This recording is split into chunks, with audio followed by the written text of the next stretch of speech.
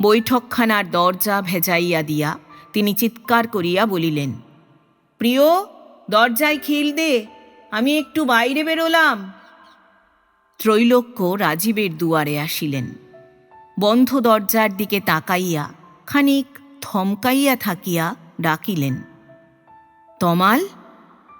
Minute খানেক চুপ করিয়া থাকিয়া আবার ডাকিলেন, তমাল। তমাল আসিল না। আসিল তার ছেলে লাল গোপাল।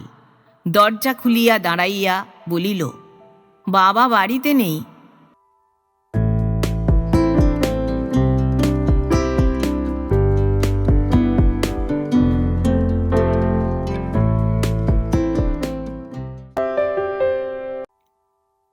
শুভেচ্ছা বন্ধুরা, এক রাশ শুভেচ্ছা আর ভালোবাসা। আমি অর্পিতা, আর আপনারা শুনছেন এক ব্যাগ গপ্প ইউটিউব চ্যানেল। বন্ধুরা, শুরুতেই একটা ছোট্ট অনুরোধ। এখনও যারা এক ব্যাগ গপ্প চ্যানেলটি সাবস্ক্রাইব করেননি, তাদের উদ্দেশ্যে বলি, আজই চ্যানেলটি সাবস্ক্রাইব করে সঙ্গে থাকুন। উৎসাহ পাবো এগিয়ে চলার। নতুন নতুন গল্প শুনতে ও শোনাতে মনে রাখুন এক ব্যাগ গপ্প ইউটিউব চ্যানেল। আজ পড়ব শ্রদ্ধেয় কথাসাহিত্যিক শ্রী জগদীশ গুপ্ত রচিত একটি ছোট গল্প, পামর। গল্প পাঠ করছি আমি অর্পিতা। শুরু করছি পামর।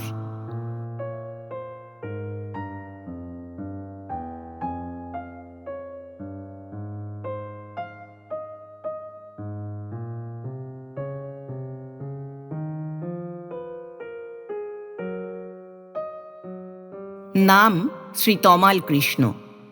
শুনিলেই সংস্কারবশত চোখের সামনে ভাসে একটি প্রগাঢ় শ্যামশ্রী, যাহা ওপারের নবোদিত মেঘ এবং এপারের নবদুর্বাদল হইতে বিচ্ছুরিত হইয়া যমুনার জলের সঙ্গে একাকার হইয়া গেছে। এতটা যদি নাও চলে, তবু স্বীকার করিতেই হইবে যে নাম শুনিলেই মনে হয় মানুষটি সুশ্রী এবং বিনয়ে অবনত, অর্থাৎ স্নিগ্ধ বটে, কিন্তু কার্যত তা নয়। তমালের চেহারা সুশ্রী বলিতে হইবে, কারণ গায়ের রং অত্যন্ত ফর্সা, শরীর এত মোটা নয় যে বেঢপ দেখায়, এমন শীর্ণ নহে যে নড়বড় করে, এত দীর্ঘ নহে যে মনে হইবে বোকা, এত খর্ব নহে যে মনে হইবে ধূর্ত। চেহারাই যদি মানুষের সর্বস্ব এবং একমাত্র পরিচয় হইত, তবে অনেক অনর্থই ঘটিত না, অনেক বাক্যের আবশ্যকই হইত না, অনেক দুরভিসন্ধি ধরাই পড়িত না, অনেক পাপাচার চিরকাল গোপনই থাকিয়া যাইত, ইত্যাদি। মন বলিয়া একটি সচল বস্তু আছে, সেই নাকি মানুষের আকৃতিকে আবৃত করিয়া প্রকৃতিরূপে প্রকট হয়। আর বিচার্য বিষয় মানুষের চেহারা নয়, মন। তমালের মনটাও ভালো, কিন্তু একটু খুঁত ছিল। তাহাতেই একটা কাণ্ড ঘটিয়া গেল। হিসাব করিয়া রাজীব লোচনের পেনশনের পরিমাণ দাঁড়াইল ৩১ টাকা ৭.৫ আনা মাত্র। পেনশনের টাকা অল্প হইলে কি হয়, তিনি পেনশন লইয়া কর্মক্ষেত্র হইতে অবসর গ্রহণ করিবার অব্যবহিত পূর্বে মাধবপুর আদালতের বারান্দায় যে সমারোহ হইয়া গেল, তাহা বিস্তর। মাধবপুরেরই জনকল্যাণ নামক সুপ্রসিদ্ধ সাপ্তাহিক পত্রিকায় নিলাম ইস্তাহারের পুরোভাগে এবং সংবাদ চয়নের শেষে তাহার বিবরণ প্রকাশিত হইল। অবসর গ্রহণ। গত ৪ঠা চৈত্র তারিখে সন্ধ্যা ৭ ঘটিকায় অত্রস্থ সিভিল কোর্টের প্রাচীন কর্মচারী শ্রীযুক্ত রাজীব লোচন বসু মহাশয়ের বিদায়াভিনন্দন সমারোহের সহিত সুসম্পন্ন হইয়াছে। দ্বিতীয় আদালতের মহামান্য মুনসেফ বাহাদুর অনুষ্ঠানের নেতৃত্ব গ্রহণ করিয়াছিলেন। ইহাতে হাকিম বাহাদুরের সহৃদয়তায় এবং বসু মহাশয়ের গুণবত্তার পরিচয় একই সঙ্গে পাওয়া যাইতেছে। শ্রীযুক্ত বসু মহাশয় একদিকে যেমন নিরলস কর্মী, অন্যদিকে তেমনি নিরহংকার কর্মচারী ছিলেন। তাহার ব্যবহারে পক্ষগণ, উকিলবর্গ এবং মুহুরী সমূহের কোনো দিন ক্ষুণ্ণ বা ক্ষতিগ্রস্ত হইবার কারণ ঘটে নাই। বসু মহাশয়ের কর্মদক্ষতায় শ্রীযুক্ত হাকিম বাহাদুরগণ বিশেষ প্রীতিলাভ করিতেন। তাহার অবসর গ্রহণে স্থানীয় দেওয়ানি আদালতের বিশেষ অঙ্গহানি হইল বলিয়া আমাদের বিশ্বাস। বক্তাগণ তাহার গুণগান করিবার সময় অশ্রু সম্বরণ করিতে পারেন নাই। জলযোগান্তে অধিক রাত্রে সভা ভঙ্গ হয়। বসু মহাশয়ের অভাব আমরাও তীব্রভাবে অনুভব করিব। শ্রীযুক্ত বসু মহাশয়ের ক্লান্ত দেহ বিশ্রাম লাভ করুক, তাহার অবশিষ্ট জীবন শান্তিময় হউক, সর্বান্তঃকরণে ইহাই প্রার্থনা করি। সুপ্রসিদ্ধ জনকল্যাণ সম্পাদকের এবং অপরাপর বহু বিচক্ষণ ব্যক্তির শুভেচ্ছা শিরোধার্য করিয়া রাজীবলোচন যখন ঘরের কোণে ঢুকিলেন, তখনকার অবস্থা তার এইরূপ। সম্বল দাঁড়াইল মুদ্রিত অভিভাষণ বা শুভেচ্ছা নয়, 31 টাকা 7.5 আনা। তিনি আফিং ধরিয়াছেন এবং কাশী তাহাকে ধরিয়াছে, আর যৌবন বয়সী পুত্র তমাল কৃষ্ণ বেকার বসিয়া আছে। প্রতিপাল্য একটি গাভীকে লইয়া 7টি প্রাণী।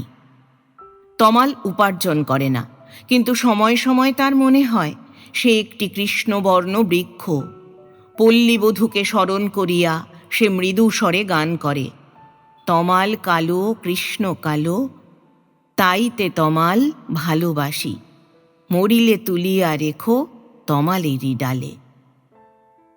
তাহার শাখা প্রশাখা বাহির হইয়াছে এবং তাহার উপর চম্পক বরণী তরুণীর মৃতদেহ রক্ষিত হইয়াছে কল্পনা করিয়া তমাল মনে মনে হাসে। কিন্তু এসব কথা রাজীব জানিতেন না, জানিলে আরও ব্যথিত হইতেন। সেসব তমালের মনের কথা। অশেষ দুঃখপ্রদ বাহিরের কথা এই যে, জীবনের কোনো সুযোগই তমাল গ্রহণ করিতে পারে নাই। তমালকে তিনি স্কুলে দিয়াছিলেন, কিন্তু স্কুলের সঙ্গে, পুস্তকের সঙ্গে, শিক্ষকের সঙ্গে তমালের প্রীতির সম্পর্ক আদৌ স্থাপিত হইল না। দেখা গেল মানসিক আলস্যে সে পরিপূর্ণ। নিত্যকার পাঠ তার অভ্যস্ত হয় না। কৈফিয়ত চাহিলে অম্লান বদনে বলে, পরে শুধরে নিলেই হবে বলিয়াই অত্যন্ত ব্যস্ত হইয়া পড়িতে বসে। কিন্তু তখনই ধরা পড়ে তার পাঠ্যাভ্যাসের জন্য প্রাণপাত করিবার এই আয়োজন ক্ষণিকের। তার আলস্য আর অমনোযোগ যেমন মিথ্যা নয়, পরবর্তীকালে ত্রুটি পূরণ করিয়া লইবার সংকল্প তেমনি সত্য, কিন্তু সময় নিরবধি এই ক্ষেত্রে নয়। জীবনকে খণ্ডিত করিয়া, ভূষিত এবং সংক্ষিপ্ত মনে করিয়া বিদ্যা ও অর্থ আহরণ করিতে হইবে। এখনকার ত্রুটি পরে সংশোধন করিয়া লইবার প্রস্তাব শুনিয়া তখন কেহ হাসিত, কেহ ধমক দিত, কিন্তু অভ্যাসটি তার গেল না। শিক্ষাপ্রাপ্তি তমালের বেশি দূর অগ্রসর হইল না। রাজীব তাহাকে আদালতেরই এক মক্কেলের অধীনে বেতনপ্রাপ্য কর্মে নিযুক্ত করিয়া দিলেন। সেখানে তমাল কাজ ফেলিয়া রাখিয়া মনিবকে ভরসা দিল, পরে শুধরে নিলেই চলবে। মনিব রাজীবের খাতিরেও মার্জনা করিলেন না, বলিলেন, আচ্ছা তবে এসো। তমাল বাড়িতে আসিয়া বলিল, 12 টাকার কাজ আমি করিনে। 1 মাস হা প্রত্যাশায় বসে থেকে মাইনে যখন পাবো, তখন না ভরবে মুষ্টি, না ভরবে পকেট, না ভরবে প্রাণ। 12 টাকার কাজ আবার কাজ। খোট্টা নাপিতরা রাস্তার ধারে বসে তার ঢের বেশি কামায় বলিয়া 12 টাকার প্রতি ঘৃণাবশত তমাল বাড়ির বাহির হইয়া গেল। 2 দিন প্রবেশ করিল না। কিন্তু শুনিতে মিষ্ট ও স্বাভাবিক, তমালের বিবাহ আটকায় নাই। বধূমাতা আসিয়াছেন। মাধবী সুন্দরীও নয়, কুৎসিত নয়, তবে তমালের পাশে তার রং কালোই দেখায়। তমাল তাহার উল্লসিত দেহের দিকে চাহিয়া বলিত, তুমি আমার যমুনা, তোমার বুকে আমার ছায়া পড়েছে। ওই দেখো মেঘ উঠছে, কদম্ব কাননে ঝড় উঠবে। এসো দুটো গল্প করি। মাধবী বলিত, নিজের বউকে এ কথা ভদ্রলোকেরা বলে নাকি? তমাল বলিত, বেরসিক বড়। এমনি করিয়া কোমল কর্কশভাবে দিন যাইতে যাইতে তমালের স্ত্রী মাধবী 2টি সন্তান প্রসব করিল এবং তমালের বাবা রাজীব পেনশন লইলেন। কিন্তু একটি ঘটনা কিছুতেই ঘটিল না। তমাল নিষ্ফল বৃক্ষের মতো নিষ্ফল হইয়া রহিল, অর্থাৎ অর্থোপার্জনে মন দিল না।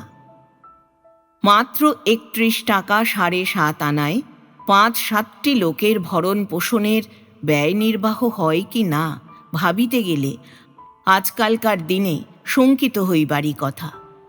কিন্তু তমাল শঙ্কিত হইল না। শঙ্কিত হইলেন তার বাবা আর মা, আর হইল তার স্ত্রী।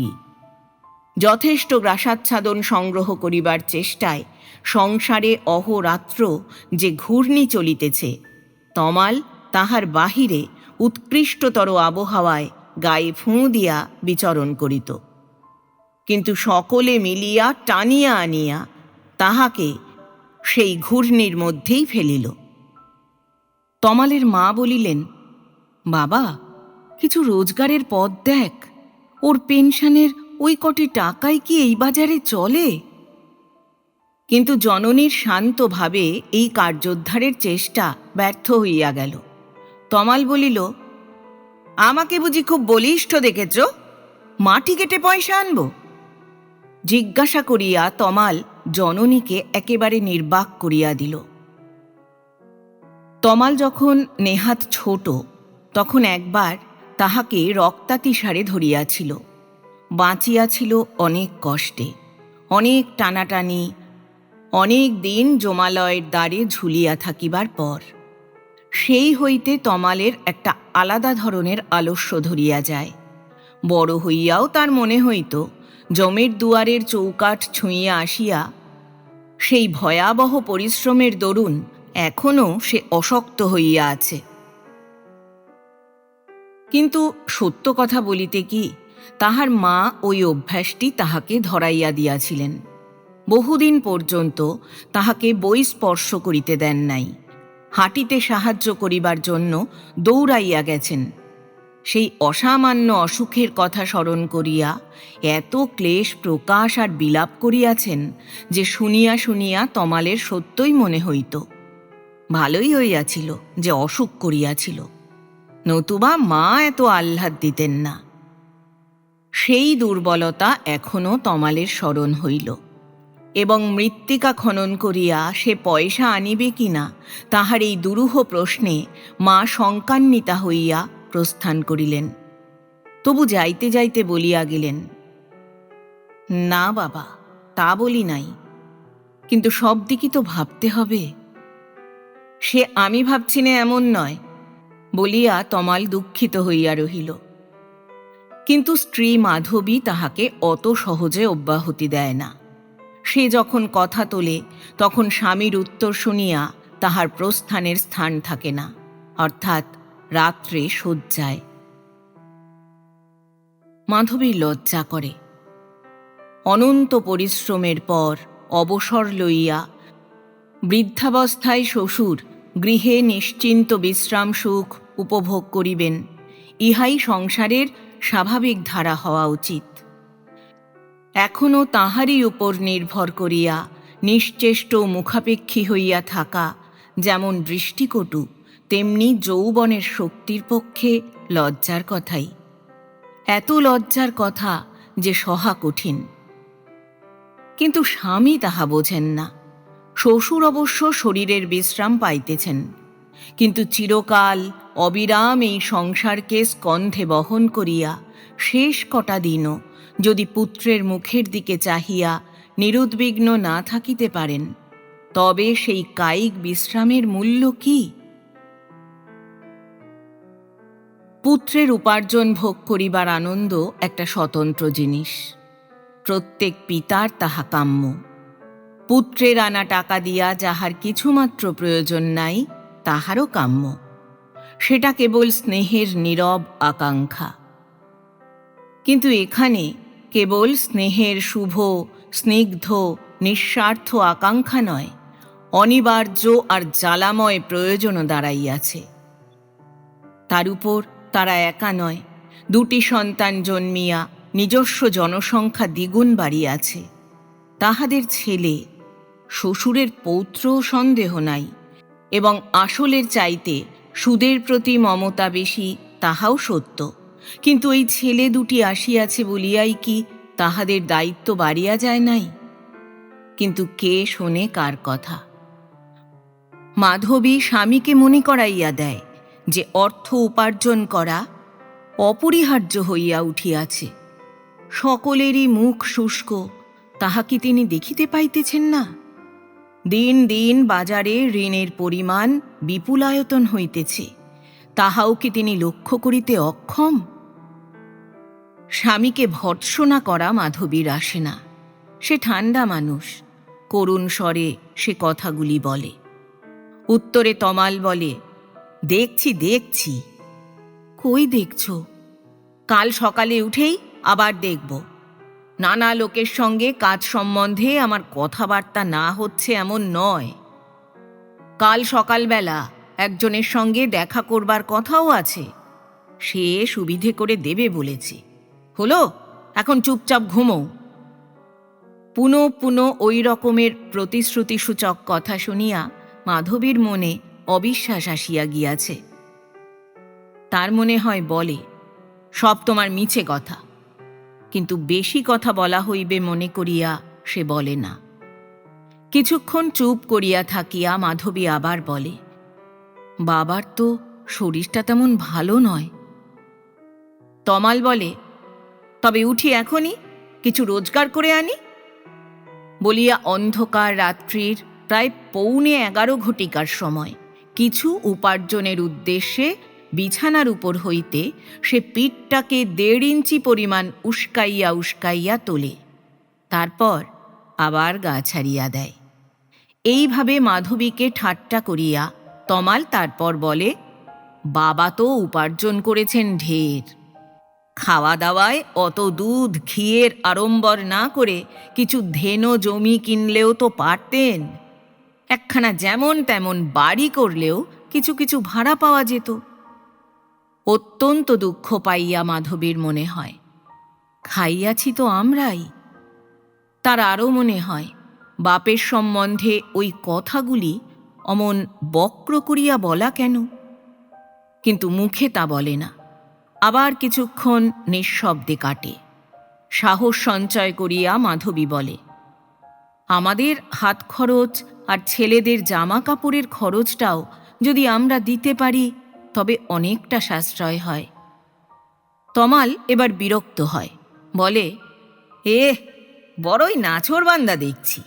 মেয়ে মানুষের পক্ষে পয়সা রোজগার যত সহজ, পুরুষের পক্ষে তা নয়। তার শুধু রূপ থাকলেই হয় না। এই কুৎসিত কথা শুনিয়া মাধবী বালিশের ভিতর মুখ গুঁজিয়া দেয়। মনের জ্বালায় 2বার পা ছুড়িয়া নিস্তব্ধ হইয়া থাকে। রাজীব প্রথমে একদিন বলিয়াছিলেন, 31টি টাকা সম্বল করে তো ঘরে এসে বসলাম। তুমি এতদিন বসে কাটালে, নিজের চেষ্টায় কিছুই করে উঠতে পারোনি। এইবার উঠে পড়ে লাগো, আলস্য ত্যাগ করো। এখনকার কাজ পরে হবে বলে ফেলে রাখবার আর সময় নেই। তারপর বলিয়াছিলেন, আমি বোধহয় আর বেশি দিন নাই। শুনিয়া তমালের মনে হইয়াছিল, বাবা যেন কাহার কাছে আত্মসমর্পণ করিয়া গা ছাড়িয়া দিলেন। কিন্তু উহাতে তমাল ভীত হয় নাই। বাবা মরিয়া গেলে পেনশনের 31টি টাকা অর্থাৎ একমাত্র আয়ের পথ বন্ধ হইয়া যাইবে, এই সম্ভাবনার ইঙ্গিতে তমাল মনে মনে বলিয়াছিল, সে তখন দেখা যাবে। প্রকাশ্যে বলিয়াছিল, আমি তো বসে নেই বাবা, নানা স্থানে দরখাস্ত করেছি, দেখা সাক্ষাৎও করেছি, কিন্তু বলিয়া ব্যর্থ চেষ্টার কত হতাশা যে সে মুখের উপর টানিয়া আনিয়াছিল তাহার ইয়ত্তা নাই। কোথায় কোথায় দৃষ্টান্তস্বরূপ তমাল বলিয়াছিল। এই তো এখানকার মথুরবাবুর বাঁধা মক্কেল ভূধরবাবু জমিদাররা। মথুরবাবু এসেছিলেন বাড়িতে।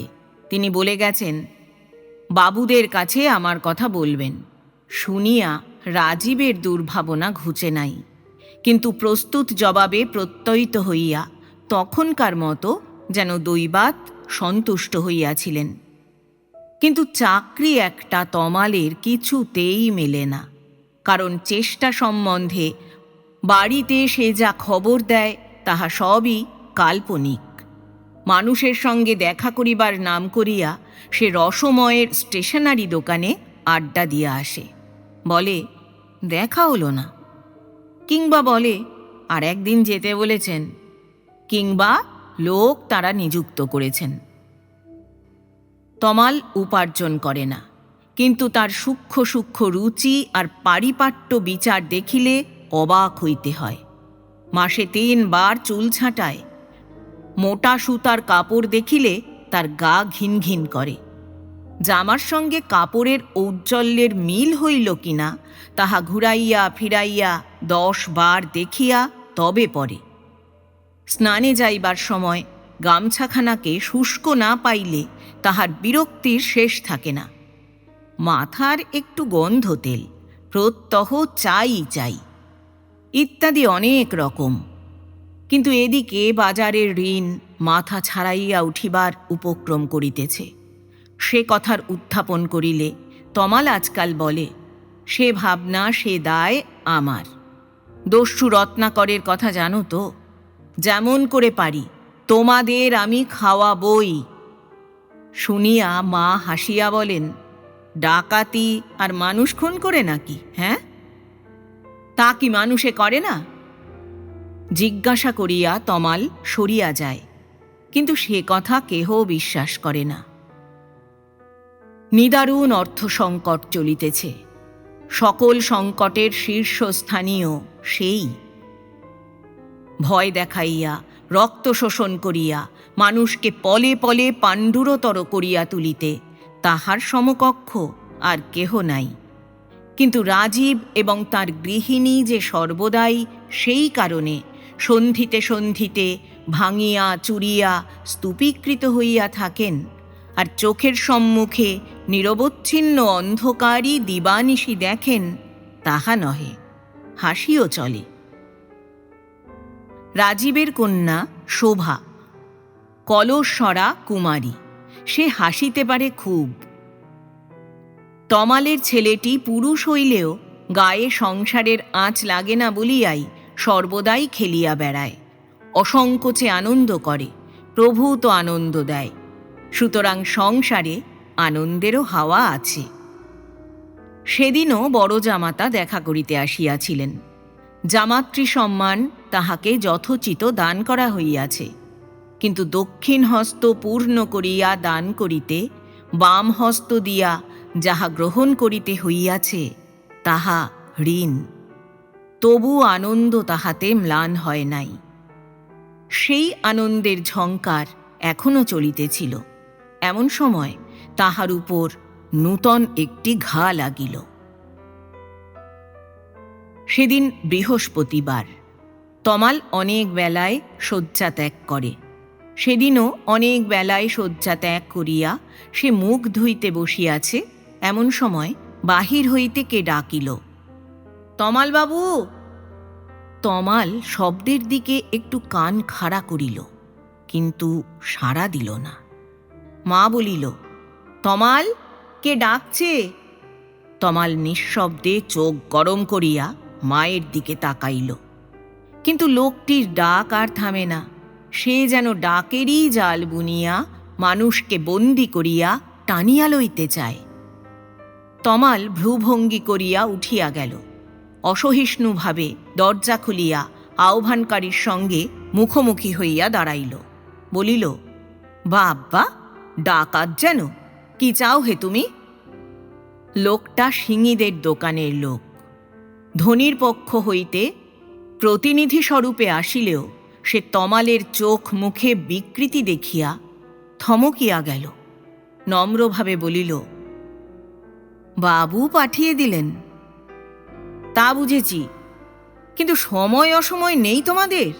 বাবার কাছে বসেছিলাম, তার বড় অসুখ, তাইতেই তো সাড়া দিতে দেরি হলো। কিন্তু তোমাদের তো সে আক্কেল নেই। মানুষ কি অবস্থায় আছে তা জেনে তবে হাঁকাহাঁকি করতে হয়। যাও, এখন কিছু হবে না। তার বড় অসুখ? হা হা হা, কিন্তু তা কি করে জানবো বলুন? এখন কেমন আছেন তিনি? তমাল শব্দ উচ্চারণ করিল না, বিষণ্ণভাবে মাথা নাড়িল আর ঠোঁটের একটা ভঙ্গি করিল, যাহার একমাত্র অর্থ এই যে বাবার অবস্থা নৈরাশ্যজনক। সিঙিদের লোক বলিল, আচ্ছা আসি, এখন খবর নেব, বলিয়া সে খবর লইয়া চলিয়া গেল।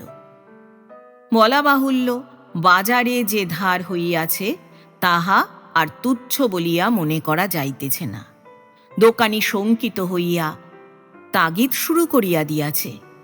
তমাল ফিরিয়া আসিল এবং প্রবেশ করিয়াই দেখিতে পাইল মা তাহার দিকে অত্যন্ত বিষণ্ণ চক্ষে চাহিয়া আছেন। মাধবী তার কাছেই ছিল, আড়ালে গেল। কিন্তু তমাল জানে না যে সিঙিদের লোকের কাছে তাহার বিবৃতি তাহারা শুনিতে পাইয়াছেন।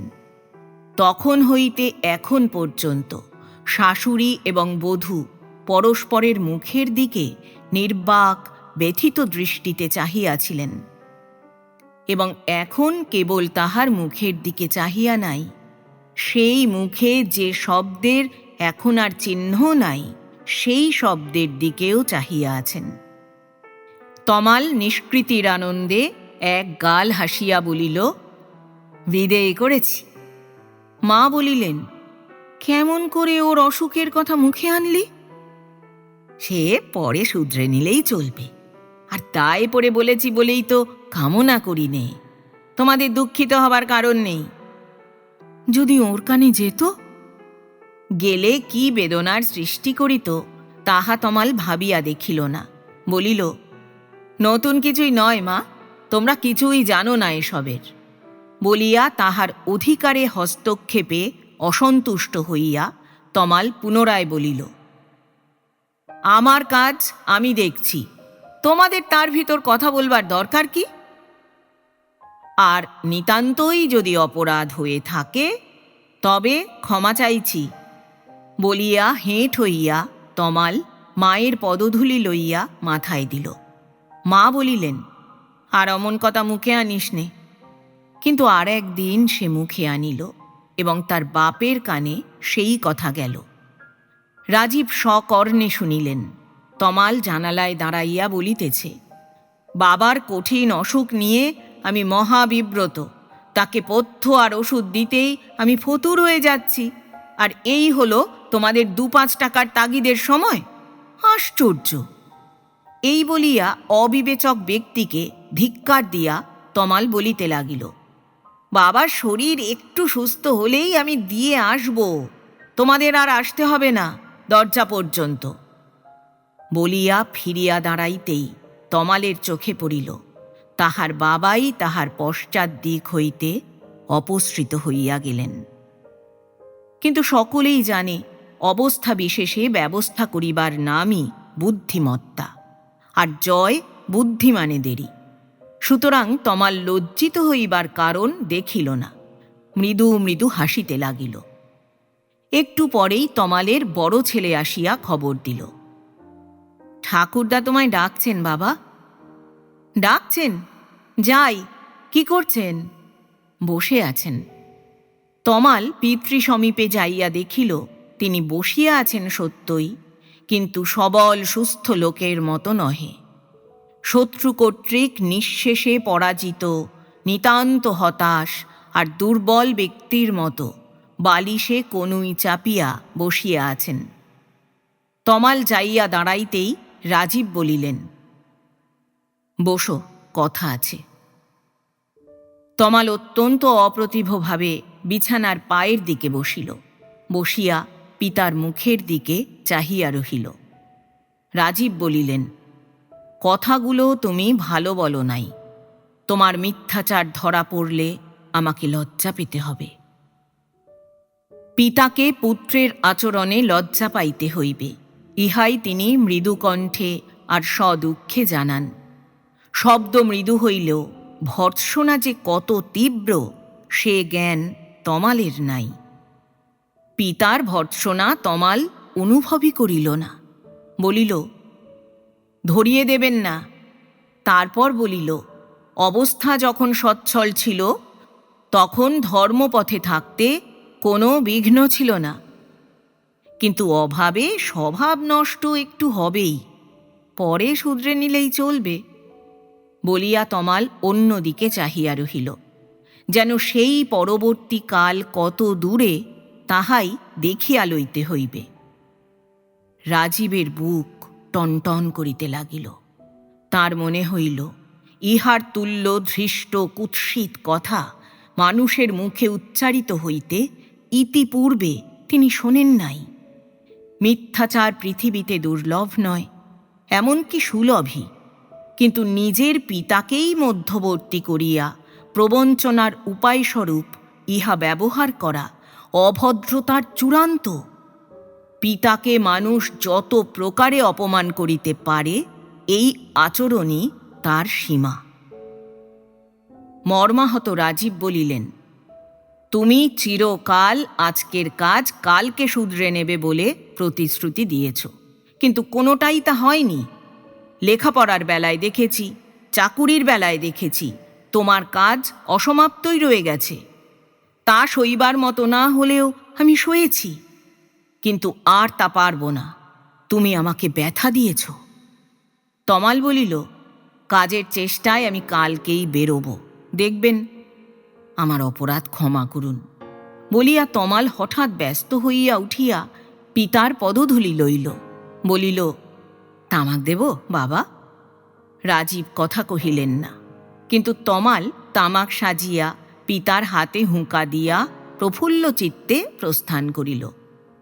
কাজের চেষ্টায় আমি কালই বেরোব বলিয়া সুদৃঢ় মনোরম প্রতিশ্রুতি দিলেও তমাল বাহির হয় নাই।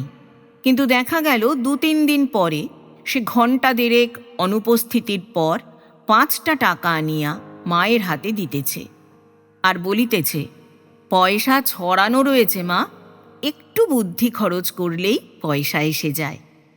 শুনিয়া মা উজ্জ্বল হইয়া উঠিলেন।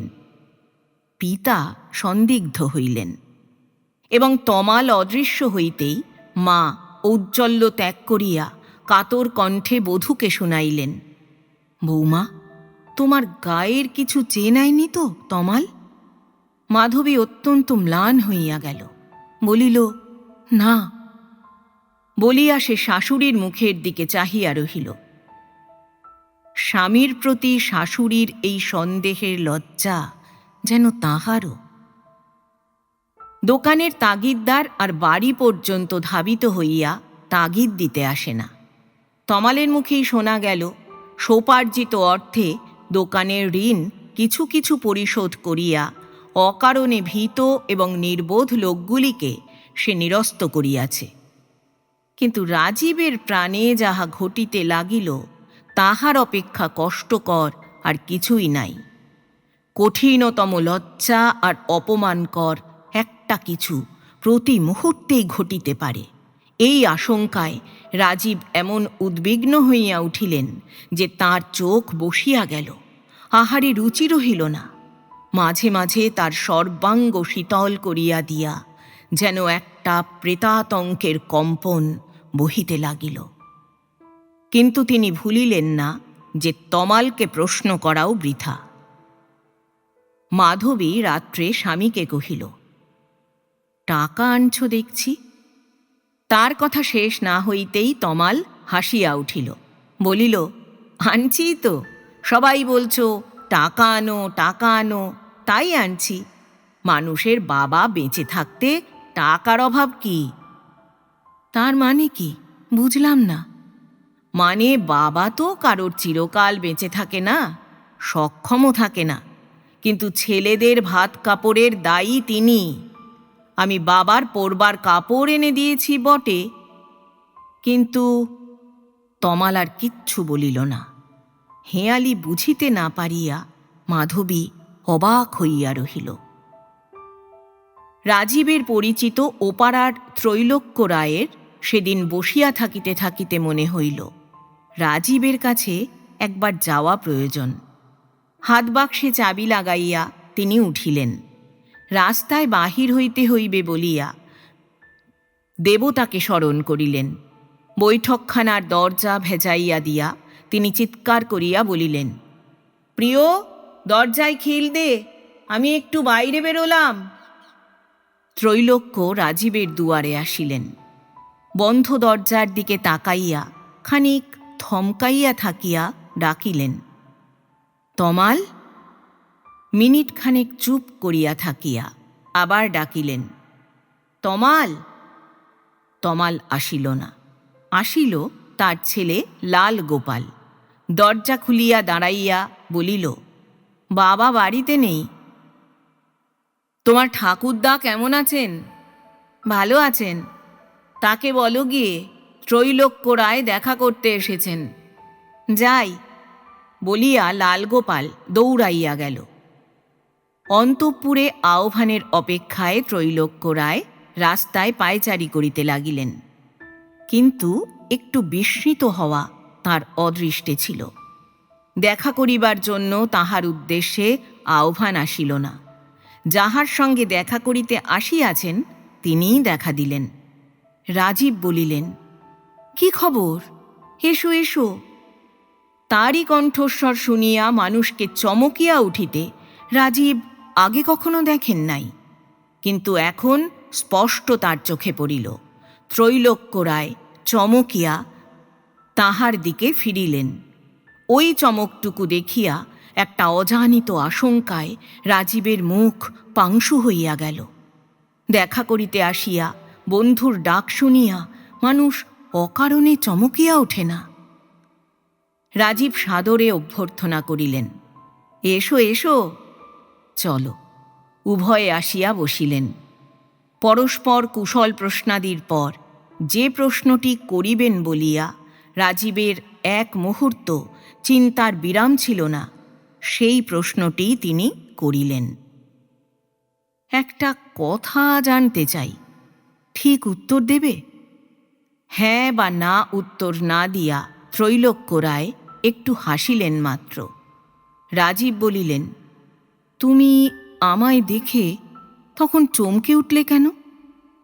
ত্রৈলোক্য রায় বলিলেন, তোমাকে আমি বাইরে দেখব আশা করিনি। কেন? ত্রৈলোক্য রায় চুপ করিয়া রহিলেন, কিন্তু তার মুখের অনুচ্চারিত উত্তরটি অগ্নিজিহ্ব অতি উগ্র একটি ভীতির মতো যেন লেহন করিয়া রাজীবের কণ্ঠ শুষ্ক করিয়া তুলিতে লাগিল। বলিলেন, বলো। রাজীবের নির্নিমেষ দৃষ্টির দিকে চাহিয়া ত্রৈলোক্য বলিলেন, তমালের মুখে শুনেছিলাম তুমি খুব অসুস্থ। কিছু নিয়েছে? রাজীব বলিলেন। ত্রৈলোক্য উত্তর দিলেন, হ্যাঁ। কত? 2 বারে 7 বলিয়া বন্ধুর লজ্জায় লজ্জিত হইয়া ত্রৈলোক্য রায় মুখ হেঁট করিলেন। পুনরায় বলিলেন, আরও কয়েকজনের কাছ থেকেও নিয়েছে শুনছি। কিন্তু তুমি ভালো আছো এই ভালো। তমালের আচরণের আমি নিন্দা করি ভাই, কিন্তু বিশ্বাস করো, আক্রোশ আমার এক বিন্দুও নেই। তারপর কয়েক মুহূর্ত নিঃশব্দ থাকিয়া, এখন চলি বলিয়া ত্রৈলোক্য রায় একটি নিঃশ্বাস ত্যাগ করিয়া গাত্রোত্থান করিলেন।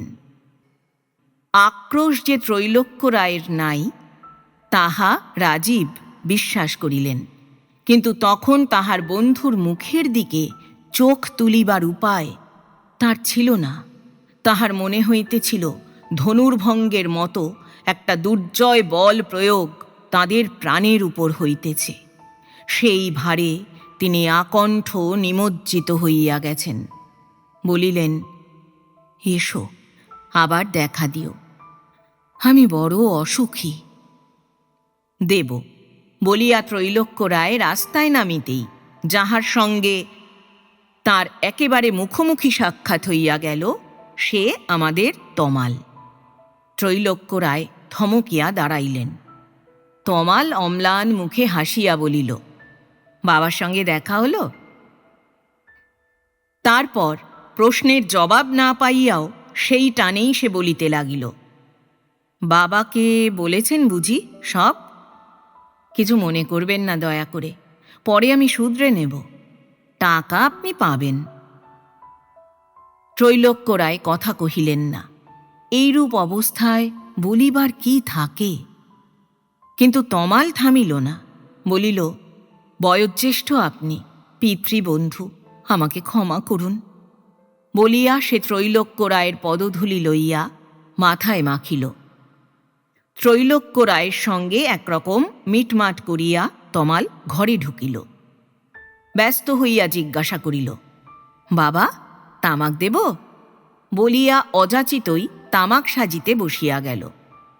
রাজীবের চোখ ছলছল করিতে লাগিল। অগ্নিকুণ্ডে জলের ছিটার মতো পুত্রের এই সেবা প্রয়াস তার অন্তর স্পর্শ করিবার পূর্বেই বাষ্প হইয়া মিলাইয়া গেল। খানিক পুত্রের অবয়বের দিকে চাহিয়া রাজীব বলিলেন, আমি আজ প্রাণে বড় ঘা খেয়েছি। বলিয়া চুপ করিয়া পুত্রের অবয়ব নিরীক্ষণ করিতে লাগিলেন।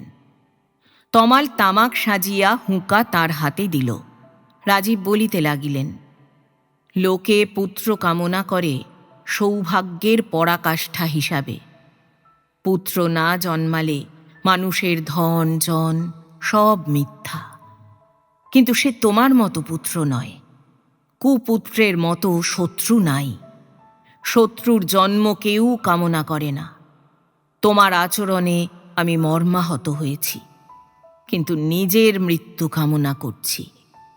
সম্ভ্রম যার নষ্ট হয়েছে, মৃত্যু ছাড়া তার নিষ্কৃতির উপায় নাই। বলিয়া তিনি স্তব্ধ হইলেন।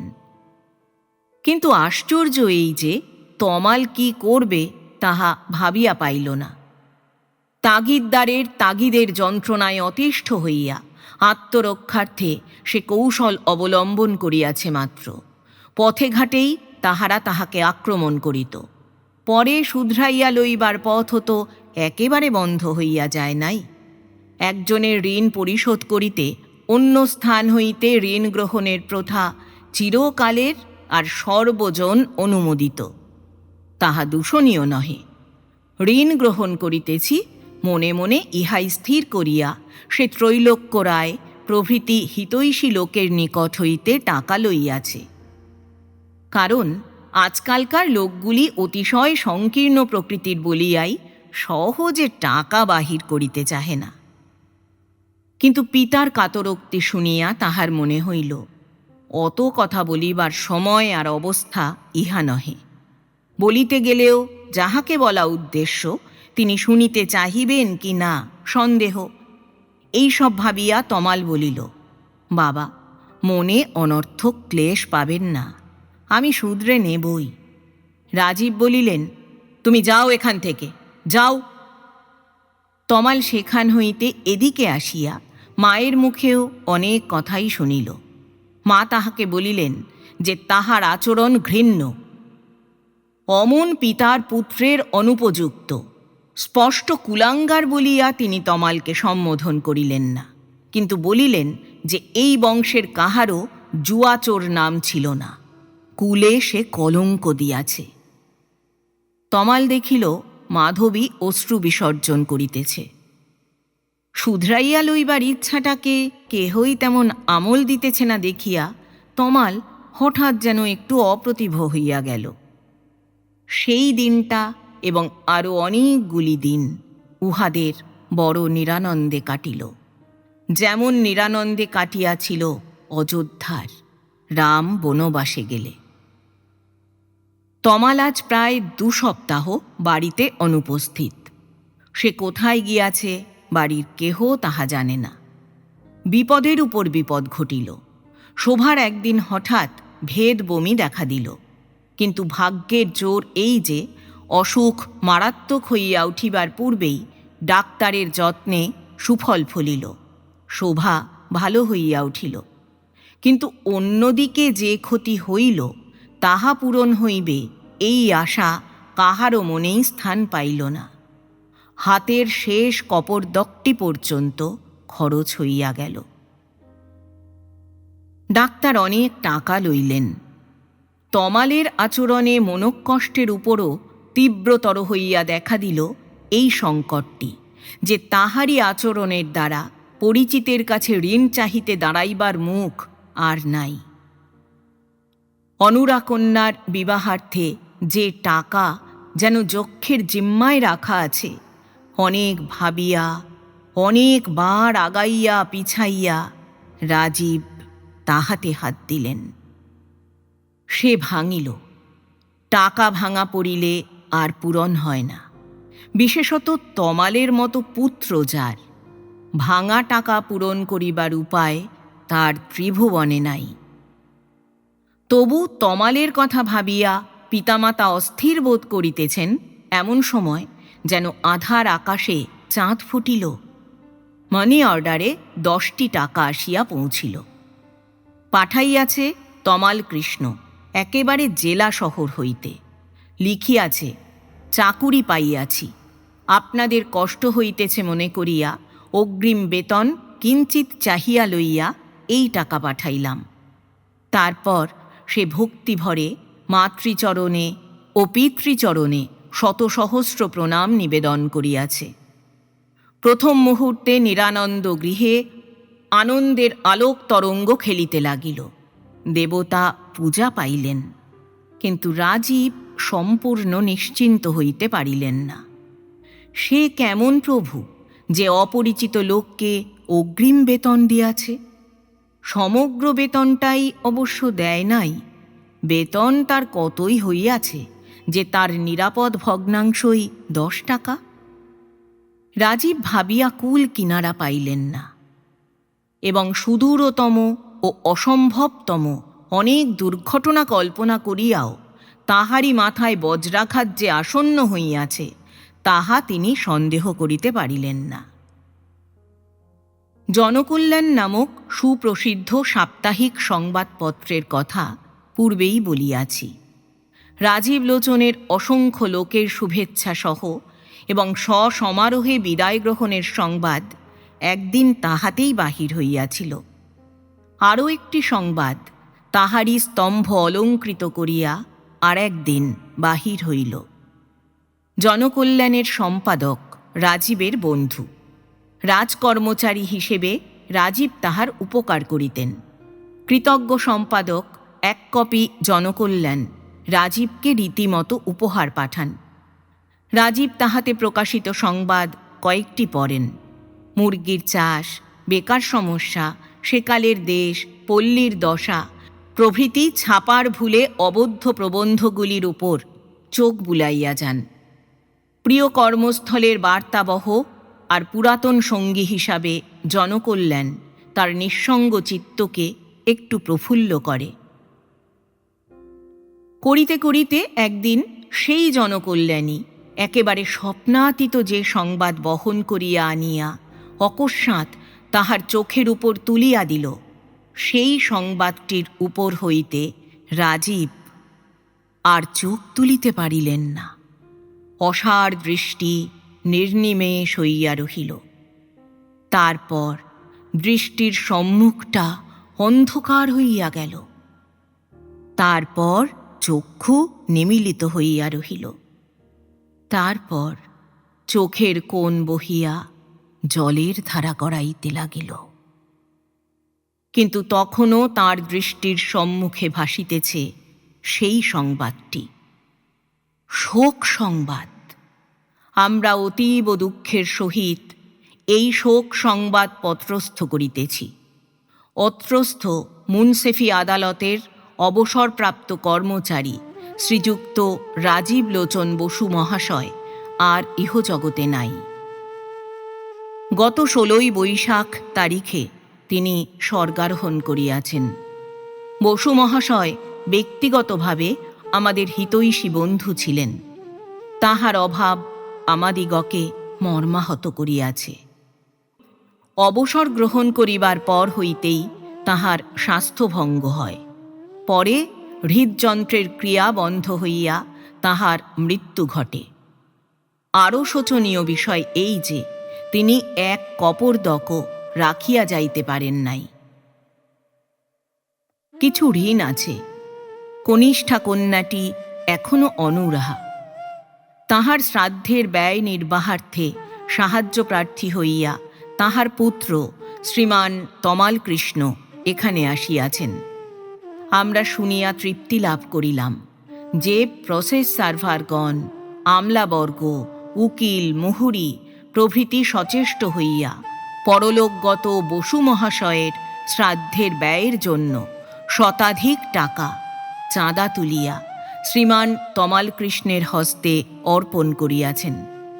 তাহাদের এই হৃদয়বত্তা প্রশংসনীয়, সন্দেহ নাই। আমরা বসু মহাশয়ের আত্মার পারলৌকিক শান্তি কামনা করি। তালিকায় নাম কাটা পড়ে নাই তখনও, কাগজ যথারীতি আসিয়াছে। রাজীব অবশ হস্তে কাগজখানা বিছানার উপর নামাইয়া রাখিলেন। খাট ধরিয়া উঠিলেন। তখন তার হাত দুখানা কাঁপিতেছে। নামিয়া দাঁড়াইলেন। তখন তার পা দুখানাও কাঁপিতে লাগিল। দেওয়াল ধরিয়া ঘরের বাহিরে আসিলেন। তখন তার হাত, পা, দেহ সবই কাঁপিতেছে। কাঁপিতে কাঁপিতে আবার ভিতরে গেলেন, শুইয়া পড়িলেন। যেন বিষের যন্ত্রণায় বিছানায় ছটফট করিতে লাগিলেন। অসুখ করিয়াছে বলিয়া জল স্পর্শ করিলেন না। এবং বৈকালে তাঁর খবর লইতে যাইয়া তমালের মা দেখিলেন তিনি ঘরে নাই। বিছানার উপর তাঁর লেখা একখানা চিঠি পড়িয়া আছে। তাহাতে লেখা রহিয়াছে, ভগবান তোমাদের রক্ষা করুন। আমি চলিলাম, আমার খোঁজ করিও না।